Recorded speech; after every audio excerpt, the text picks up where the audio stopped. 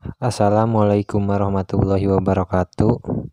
Perkenalkan, nama saya Fajrin Junior Pratama dan rekan saya Sakilah Nahdi dari kelompok 5. Di sini kami akan mempresentasikan proposal pembuatan susu kefir. Bab 1, pendahuluan. A.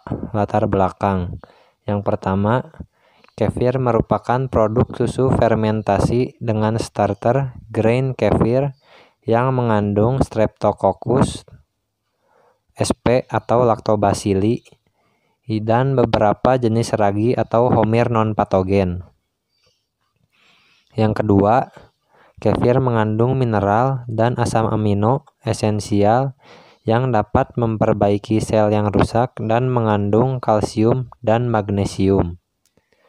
Yang ketiga, kefir merupakan minuman berbahan susu yang difermentasi dengan sejumlah mikroorganisme non-patogen.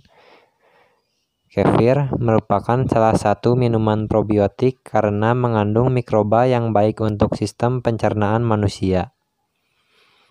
Yang keempat, kefir sebagai minuman probiotik yang bermanfaat dalam menurunkan kadar kolesterol telah dibuktikan oleh banyak ilmuwan.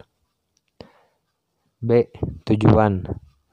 Untuk mengetahui bagaimana cara membuat kefir susu sapi yang berkualitas.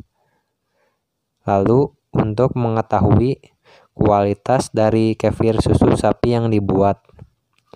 C. Rumusan masalah. Yang pertama, bagaimana cara membuat kefir susu sapi yang berkualitas? Yang kedua, bagaimana cara kita mengetahui kualitas kefir susu sapi? Yang ketiga, berapa lama waktu fermentasi yang baik? D. Manfaat penelitian. Yang pertama, memberikan informasi kepada pembaca mengenai cara membuat susu kefir yang baik dan berkualitas. Yang kedua, memberikan informasi kepada pembaca mengenai cara mengetahui bahwa susu kefir yang dimiliki mempunyai kualitas yang baik. Yang ketiga, memberikan informasi kepada pembaca mengenai waktu yang dibutuhkan dalam fermentasi pembuatan susu kefir. Bab 2, tinjauan pustaka. A. Definisi kefir. Kefir adalah susu yang difermentasi dan berasal dari Kaukasia. Kefir dibuat dengan menginokulasi susu sapi, kambing, atau domba dengan bibit atau biji kefir. B. Jenis kefir. Yang pertama ada kefir prima, yang kedua kefir optima, dan yang ketiga kefir colostrum. Analisis SWOT. Yang pertama, strength atau kekuatan.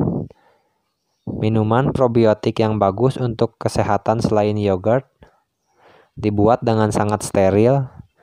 Rasanya yang enak jika ditambahkan sirup atau madu. 2. Weakness atau kelemahan. Tidak cocok bagi orang yang tidak suka minuman yang asam. Baunya yang sangat menyengat. Harga bahan baku yang tidak stabil. Yang ketiga, opportunity atau peluang. Ciri khas minuman probiotik yang menyehatkan, digemari sebagian besar orang. Yang keempat, threat atau ancaman.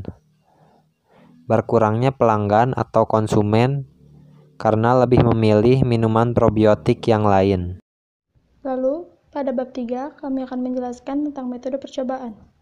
Di sini meliputi alat dan bahan yang digunakan. Alat yang digunakan, saringan, spatula atau centong plastik, toples atau plastik kedap udara berukuran 1500 ml, botol plastik, dan kulkas. Bahan yang digunakan, susu sapi full cream sebanyak 100 ml, dan biji kefir sebanyak 50 gram. Lalu ada langkah pembuatan. Langkah yang pertama, campurkan biji kefir dan susu ke dalam toples plastik dengan perbandingan 1:1.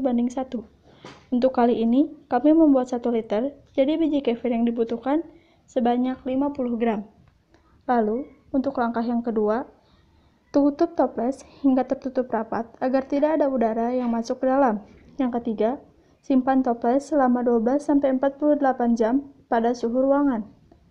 Dan yang keempat, setelah susu mengental, terlihat menggumpal dan berbau tajam, saring kefir ke dalam botol plastik 1 liter tersebut. Dan langkah yang terakhir, susu kefir dimasukkan ke dalam botol tersebut. Kefir bisa dinikmati dengan menambahkan sirup atau madu sesuai dengan selera. Lalu, ada estimasi dana. Untuk estimasi dana, kalian bisa melihatnya pada tabel berikut. Lalu yang terakhir, bab 5, penutup. Kami menyimpulkan, pembuatan susu kefir ini dibuat dengan penuh rasa tanggung jawab. Kami juga membuat produk ini dengan penuh kreativitas dan keterampilan.